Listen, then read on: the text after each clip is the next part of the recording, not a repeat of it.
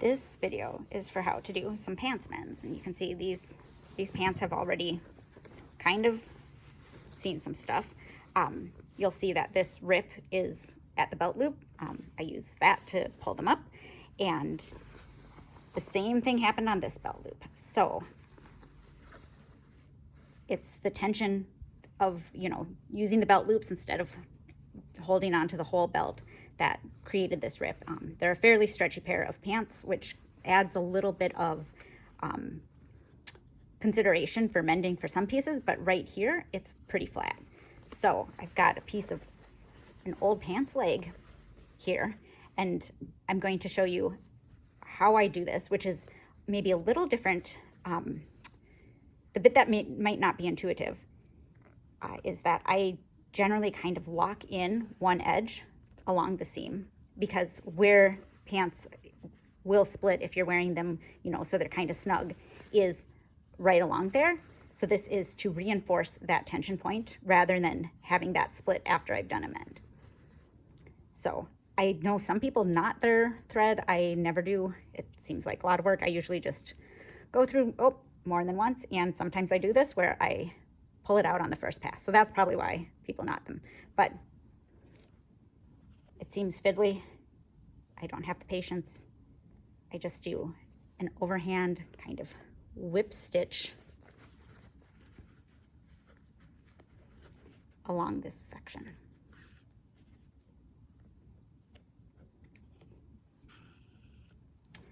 And the safety pin is now redundant, so remove that.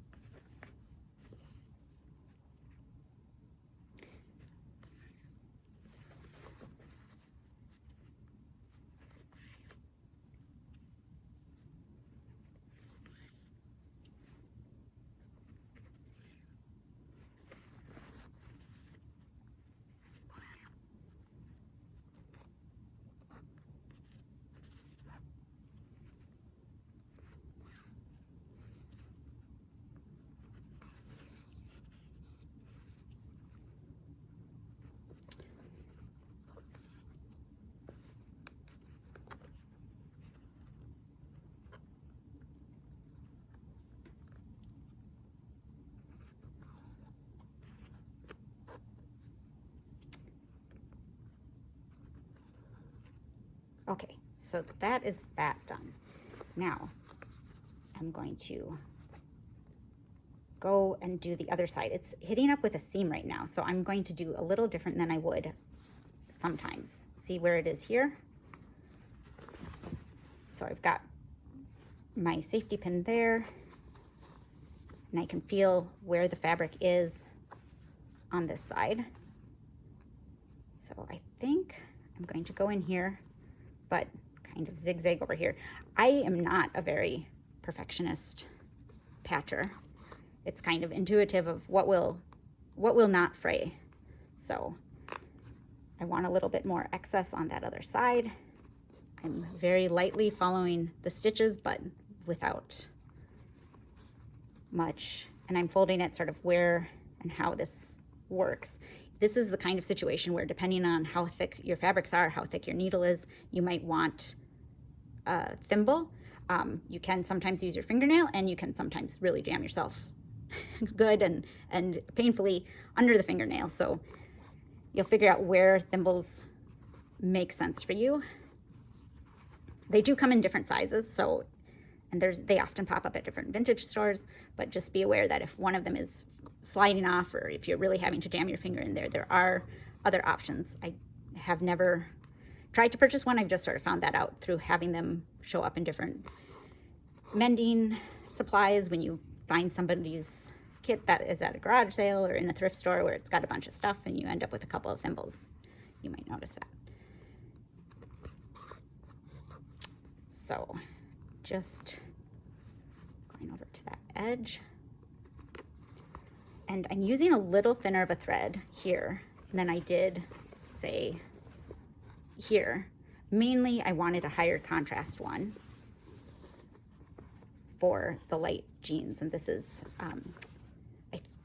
a thread I picked up at the textile garage sale. I think it might be for sewing denim. Okay, I'm getting towards the end here. I'm removing my third pin because it's almost locked down. And now I'm working from this side in. Okay, so now it's the bit that's going to be visible. And I will be zigzagging like this. I may go back this way. One thing I'm keeping in mind with where my hand is on the other side is that I'm actually in a pocket. And if I forgot that, it would not be the first pocket that I've sewed closed. That is always a risk, especially if you're doing other things at the same time and not necessarily very focused on it, but it's also something that's pretty easy to undo. You just kind of feel silly. So starting off here, I'm flipping it around again. So since I am doing visible mends here, I want to be able to sort of see what I'm doing with this running stitch. I'm going parallel to start. Personally, I find no one's looking up that close. It does not need to be that fussy, and doing it however you do it sort of gives you a sense. It's nice when you realize your stitches are becoming more even over time. I'll be maybe attempting to parallel the number and go with that width.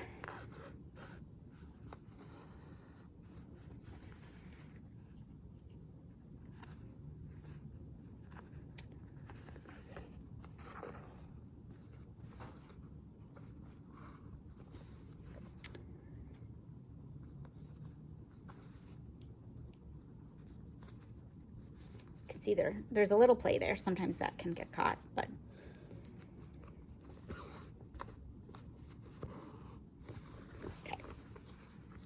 towards the end, fairly imperfect, and also it's going to work. So it is as good as it needs to be. Coming back this way. In this case, I'm just going to ignore the hole and stitch through it.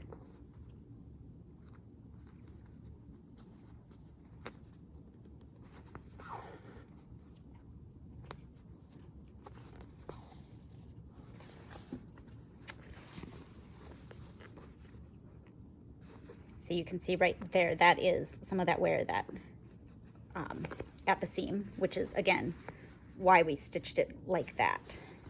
So reinforcing again.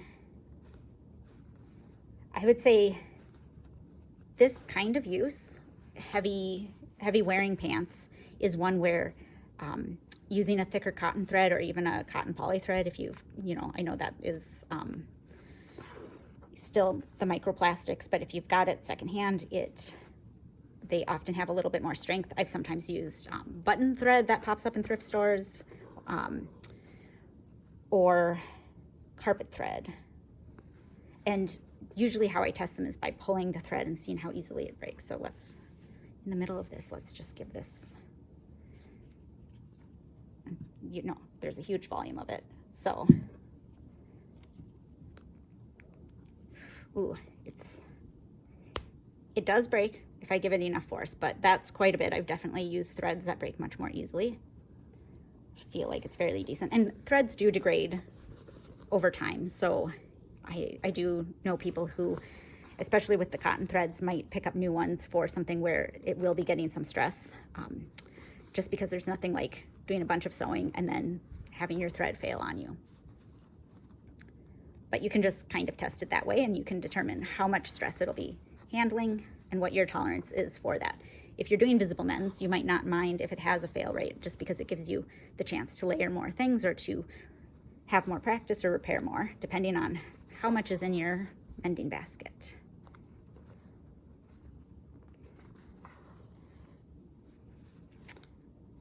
So we are getting close to that pocket and not far from the bottom of the fabric, the patch fabric. So I did just poke myself. It is going to happen.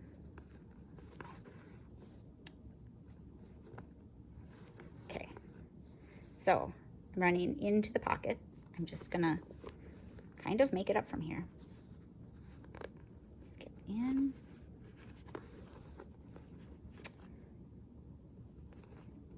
And this bit isn't really going to be visible. We're also hitting up on our safety pin.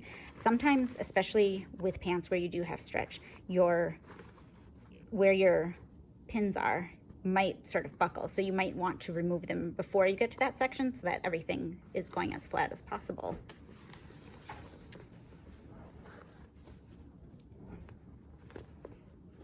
And I'm going to flip it back over. Oh, you can see I'm actually outside of that. So while I'm in the pocket, my hand is keeping the pocket open. I'm just going to kind of do a little stitch to lock it down where it's not visible. That'll help prevent fraying. And then it's a little harder to see with the blue, but I can follow those same stitches from this side as well. And that's, I think we had one more here, and that's about the end. So just doing some locking it in place. I'm sure there are people who have theories on what the exact best way is to do it. I go with quantity and redundancy when I'm at all concerned. And I'll cut it here. And there you have it. The hole is mended. If I were in a longer meeting, I would likely do a row of stitches this way if I didn't have other mending, just because it gives me something to do and keeps my hands busy, and that helps me listen better. So that's kind of what happened in this section. You can see that it's a little bit more of crosses. That also really does help with fraying. If you have a fabric that is going to tend to fray from one end, locking it, you know, a woven fabric like this, locking it both directions will prevent fraying much more effectively than just doing the running lines. That's one of the uses for it. And you can always do them later. But there we have it.